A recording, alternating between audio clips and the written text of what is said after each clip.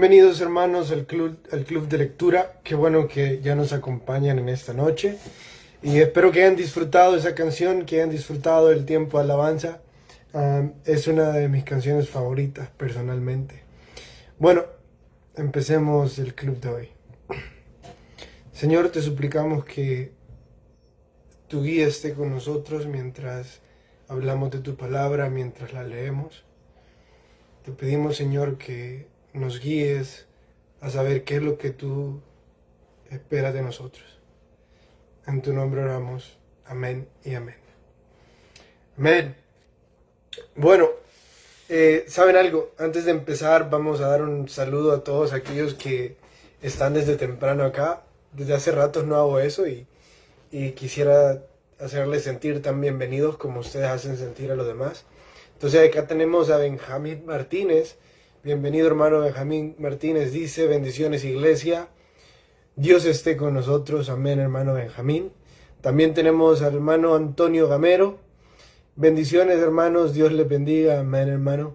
Y terminamos con la hermanita Sonia Hernández. Hola hermanita, bueno saludarla. Tengo ratos de no saludarla en persona, pero primero Dios pronto. Un saludo para usted. Bueno, hoy vamos a seguir en Hebreos. El lunes mi papá estuvo hablando un poco sobre Hebreos.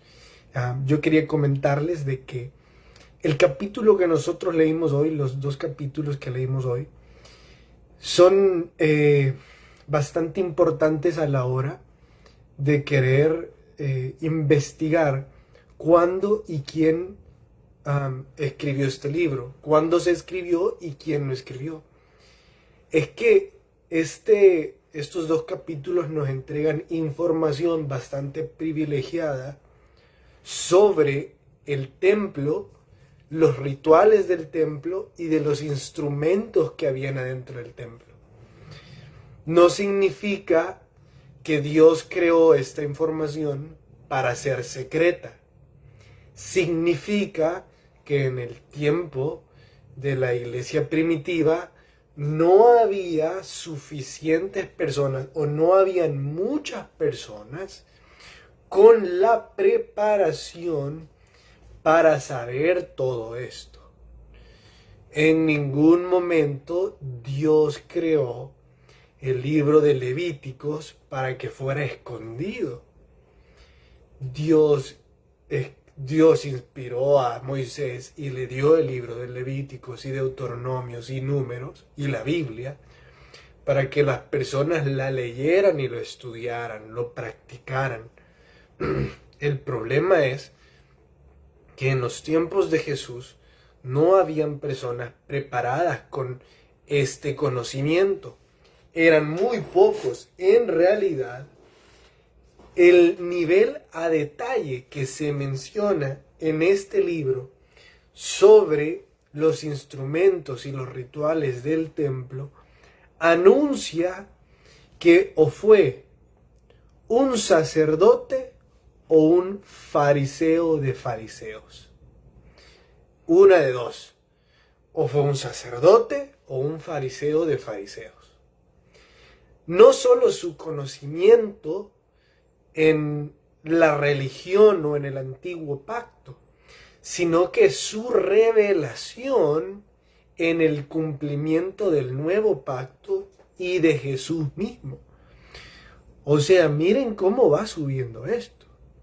Debió de haber sido alguien con un gran conocimiento, como un sacerdote o un fariseo, y alguien con la revelación como un apóstol, sobre su revelación de Jesús y el cumplimiento del nuevo pacto.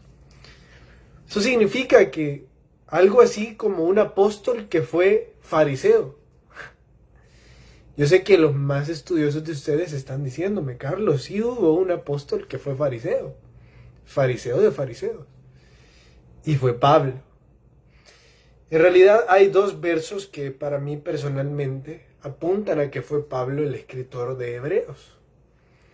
Y mientras nosotros vayamos estudiando este libro, se los voy a ir diciendo cuáles son esos dos versos, porque ocupa fraseologías que Pablo ocupó en otros libros de nuestra Biblia. Aparte de que este libro menciona cierto respeto sobre el templo y cierto duelo, porque al parecer el templo ya había sido destruido. O sea, debió de haber sido escrito después del año 70.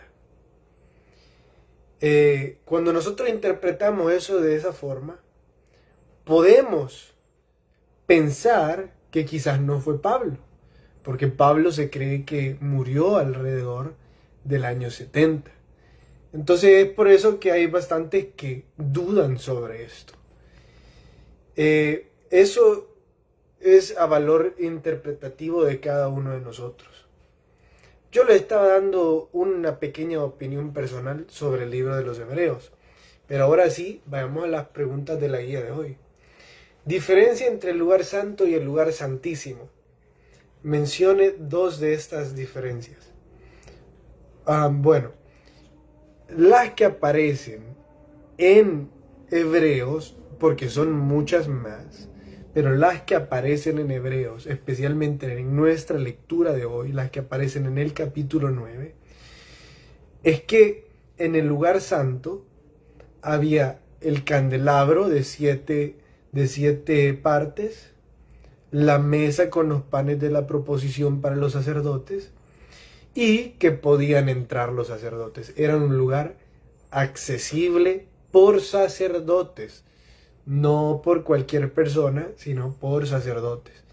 Y el lugar santísimo era donde habitaba la presencia de Dios, porque ahí estaba el arca del pacto, ahí estaba el incensario de oro, y solo el sumo sacerdote podía entrar ahí una vez al año. Esas son algunas de las diferencias. Ahora, la presencia del Señor vivía en ese entonces en el arca del pacto, en el lugar santísimo, pero eso no significa que hoy día es de la misma forma. Hoy la presencia del Señor habita en nosotros y tenemos acceso a ella en cualquier momento. Diversas abluciones. ¿Qué significa? Las abluciones son los rituales del lavamiento. Era muy común que los judíos, cuando llegaban al templo, no solo se lavaban las manos y los pies, sino que a forma de ablución, o sea, rituales de purificación que se hacían por medio de lavamientos, o sea, que se lavaban algo para simbolizar algún tipo de purificación, ellos también se lavaban la cara y el pelo, como diciendo, he sido purificado de algo. Y si ustedes pueden notar, la sensación misma que da el bañarse, el pasar por agua, es una sensación de frescura, de algo nuevo. Dios evidentemente esperaba que a través de tales rituales nosotros pudiéramos tener una sombra de lo que Él le había preparado espiritualmente para nosotros. Ahora, el ritual mismo no tiene poder. El ritual en sí mismo no tiene poder. El poder viene de un corazón arrepentido que desea obedecer, que desea ser perdonado. Los rituales no tienen poder. Lo que tiene poder es la sangre de Cristo, lavando a aquellos que están arrepentidos. Por eso es que el escritor de Hebreos habla sobre diversas abluciones, por todas las que eran necesarias. Pero después dice, pero la sangre de Cristo fue suficiente para limpiarnos de una vez y para siempre. Dice la pregunta número 3. Tabernáculo no hecho de manos.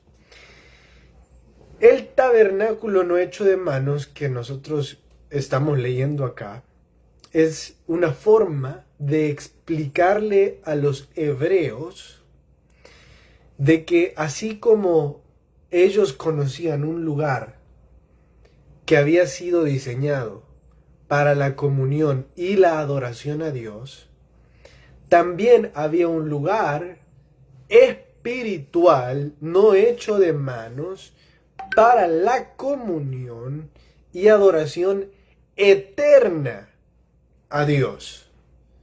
Eso es el cielo, que eternamente vamos a estar en comunión con Dios y en adoración a Dios. La pregunta número 4 dice: ¿qué nos da libertad para entrar hoy al lugar santísimo? Hoy nosotros tenemos acceso y somos bienvenidos a la presencia de Dios solo por la sangre de Cristo. Lo que pasa es que el sacerdote podía entrar al lugar santísimo si había sido purificado o santificado, si él había confesado sus pecados y sus pecados habían sido expiados. El problema venía si el sacerdote llegaba con algún tipo de pecado.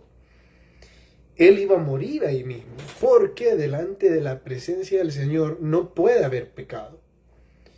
Entonces, al sacerdote entrar con el pecado, era fulminado en ese mismo instante, para que el mundo aprendiera que delante de la presencia del Señor no puede haber pecado. De la misma forma, hoy nosotros no podríamos entrar a la presencia del Señor con pecado, a menos que seamos purificados y limpiados, que es precisamente lo que la sangre de Cristo viene a hacer sobre nuestras vidas. Purificarnos de tal forma que tenemos libre acceso a la presencia del Señor. Los que no han recibido a Cristo ven esto como historias de fantasía y de magia. Cuando un cristiano habla sobre la presencia del Señor, para ellos es como una historia de fantasía, como una historia de cuentos. Y por supuesto que para ellos es eso. Nunca lo van a poder experimentar porque no han aceptado a Cristo. La presencia del Señor no está disponible para aquellos que no han aceptado a Cristo.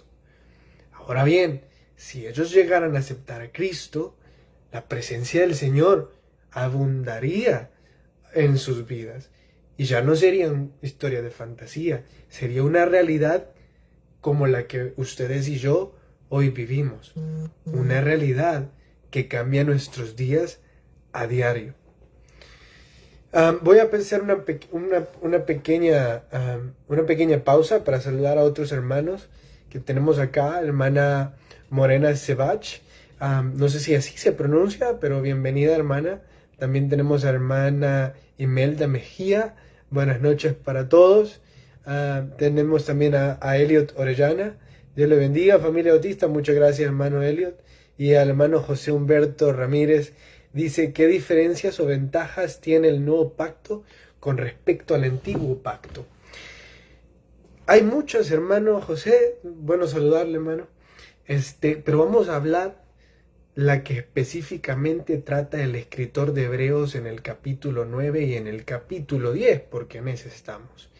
Y la diferencia que él da es que los sacerdotes antes necesitaban presentar sacrificios a diario por los pecados de los humanos, de los judíos, de los hebreos o de cualquier persona.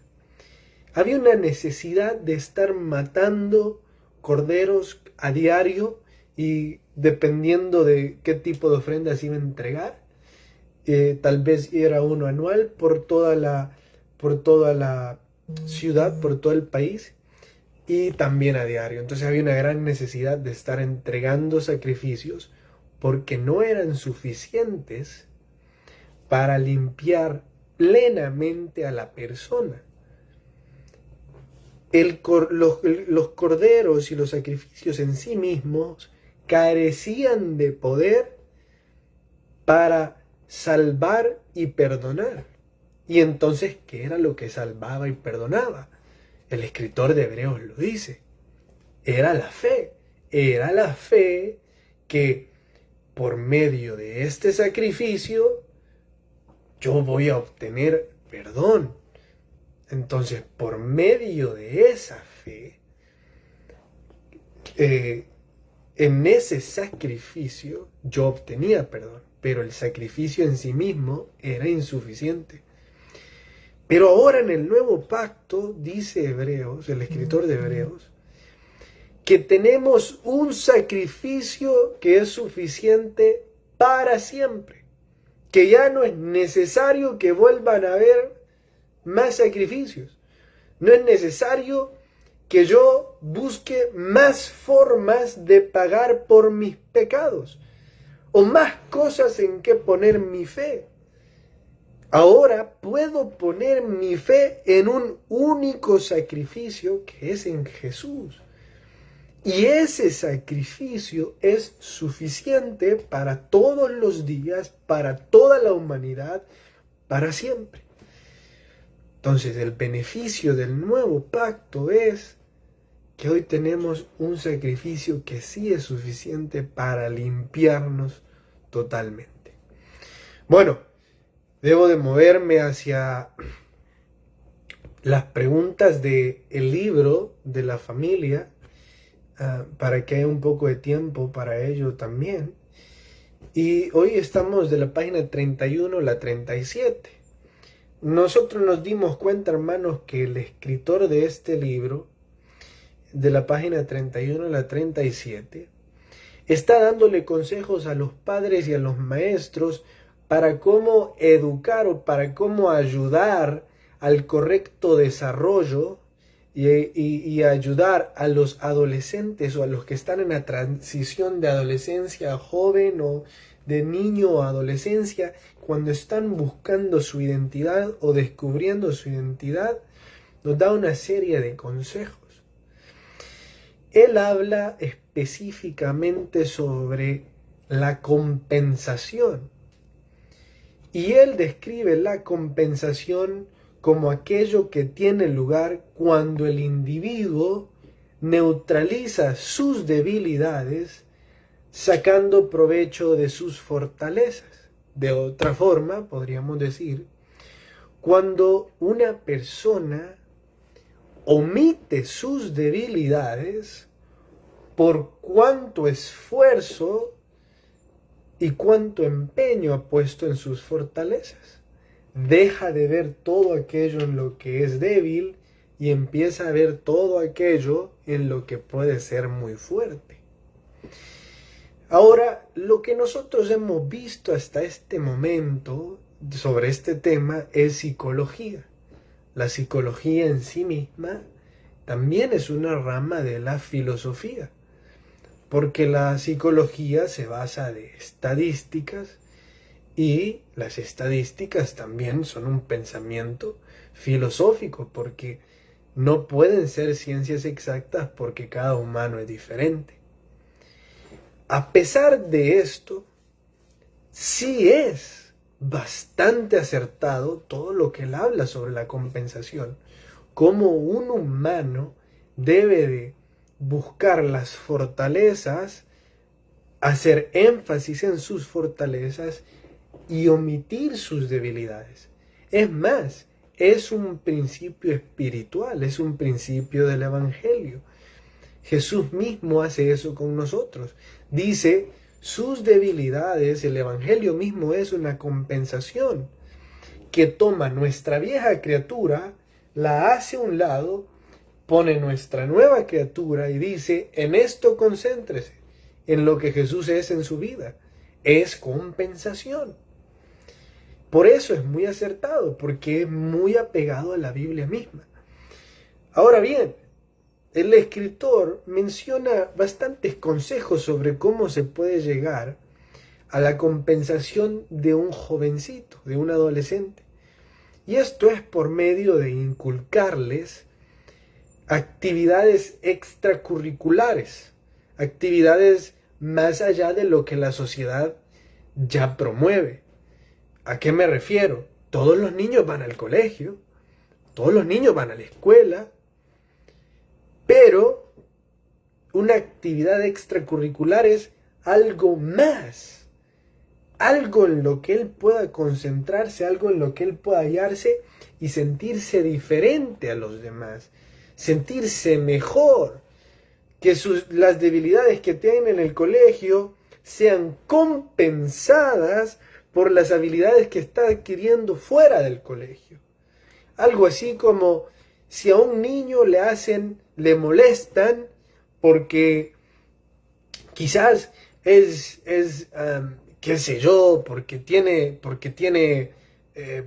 pelo negro. Si a un niño le molestan porque tiene pelo negro, entonces él compensa ciertas de las cosas que está sufriendo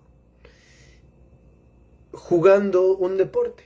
Entonces él ya no se cree más el niño de pelo negro. Hoy se cree también un jugador de baloncesto y es capaz de compensarlo. Debemos de analizar esto. Es muy bueno, pero debemos de poner el ancla que hace esta buena filosofía en un principio fundamental y espiritual. Y no hay mejor compensación que sus hijos sepan que son hijos de Dios. Si juegan baloncesto, enhorabuena. Si saben la trompeta, enhorabuena. Deben de hacer todas esas cosas. Deben de promover, dice el escritor, que haga cualquier cosa. Que todos los esfuerzos que hace porque sus hijos se bañen y se laven los dientes, aplíquelos a esto también. Si usted hace de todo para que sus hijos logren bañarse y lavarse los dientes, también haga de todo para que sus hijos practiquen deportes, sepan tocar algún instrumento, alguna actividad extracurricular. Pero, antes de eso, asegúrese que su hijo sepa que es un hijo de Dios y que nada le va a poder mover de ahí. Esa es la mejor compensación que cualquier adolescente puede tener. Es totalmente necesaria y es la que le va a ayudar toda su vida. Esa es la verdad. Eso es lo que necesita antes que cualquier otra cosa. Eso es lo que está pidiendo a gritos, que su identidad sea como hijo de Dios.